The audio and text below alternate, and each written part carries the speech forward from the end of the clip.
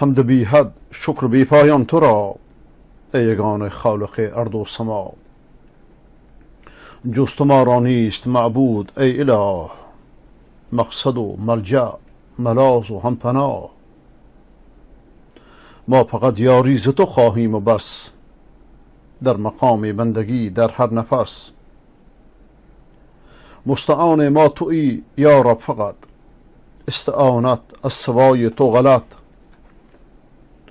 جز به فرمان تو ای دانای راز، تو ای کار و ساز.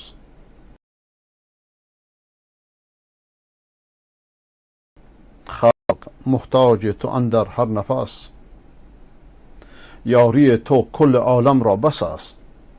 جز تو را هر کس بخواند ناکس است. غیر تو عاجز فقیر و ناتوان، جمله محتاج تو اندر دو جهان. استعانت از خلایق ناروا، در اعانت عجز دارد ما سوا.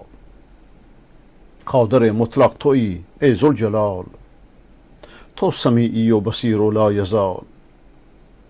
ما شهادت می دهیم ای کردگار، نیست نبود غیر تو پروردگار.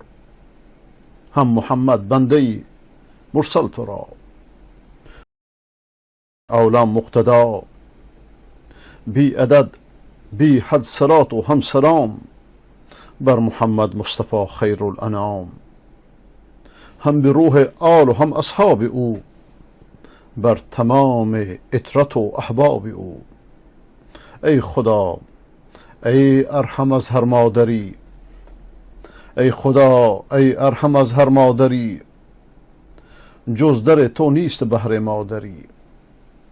رهروان راه حق را حفظ کن، شرک و بدعت را بکن ریشه ز بن.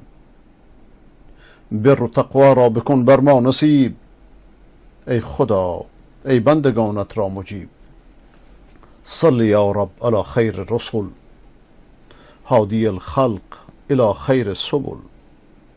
وعلى آله وصحبه اجمعین، وارحمنا اللهم وشافي يا معين.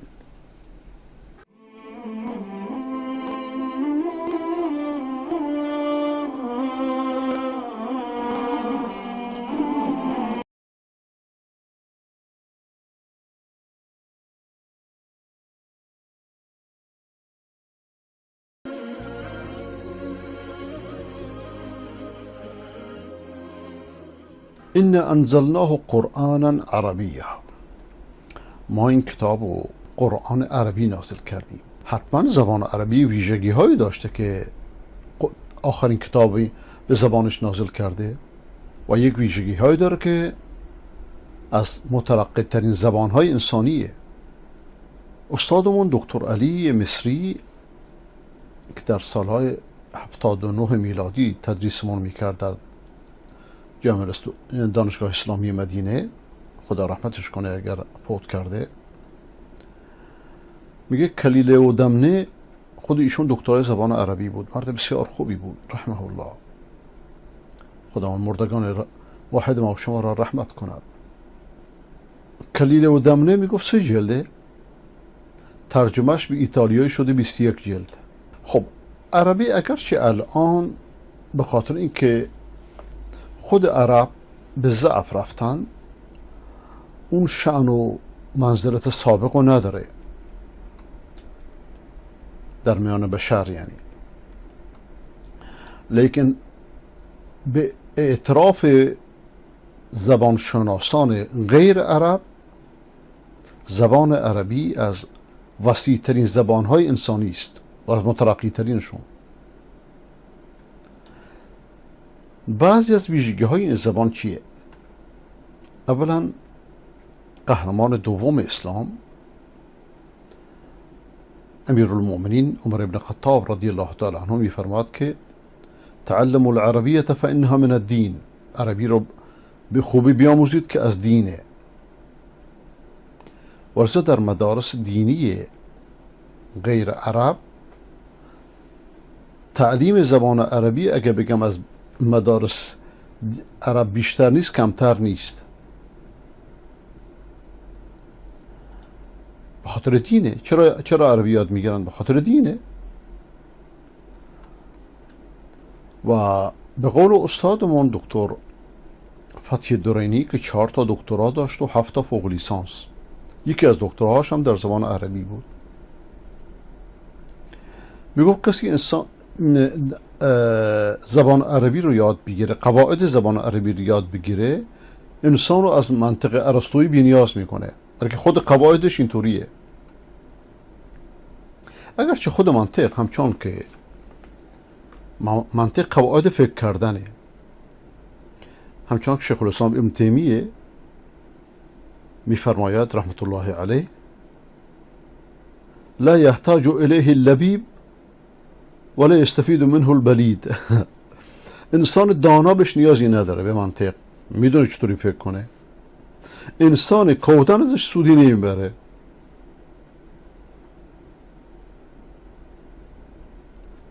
بعضی از زبانشناسان زبانهای انسانی رو به 3 قسمت تقسیم میکنن. یه زبانهایی که معزولن، منعزلن، یه زبانهایی که الحاقیان، مثل کپی پیست میکنن میچسبونن، یه زبانهایی که تحلیلی هن. زبانهای معزول و منعزل شبیه زبان چینی هاست مثلا، یعنی کلمه به هیچ عنوان تبدیل و تغییر درش راهی نیست، هیچ چیزی بهش اضافه نمیشه، صرف نمیشه، فعل نداره، فاعل نداره، اسم فاعل نداره، فعل مضارع نداره، فعل امر نداره، مصدر نداره، صفت مشابهه نداره، اسم مکان نداره، اسم زمان نداره، همین کلمه رو تمام شده رفت. اینا زبان ملت های قدیمه، ابتدایی. و احتمالا زبان چین از این زبان ها باشه. یه نوع دیگه زبان ها هست که زبان های الحاقیه، از جمله زبان ژاپنی، زبان ترکی. یعنی شما یک حرفی رو اضافه میکنید معنا تغییر میکنه. مثلا ادب سیس، عقل یخت. عقل یخت یعنی چی؟ عقل همون عقل، یخت اضافه میکنه نیست یا هست. مقصودی که بهش حرفی رو بهش اضافه میکنی معنی عوض میشه. اما زبان عربی و بعضی زبانهای تحلیلی که از پیشرفته ترین زبانهای انسانی هستند، مثلا شما نگاه کنید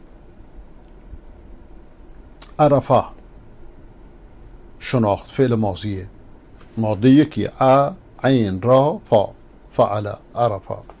خب یعرف میشناسد، مضارع. اعرف بشناس، امر. عرفه فعل مزیده. قطع و قطع، کسر و کسر و کسر و هكذا.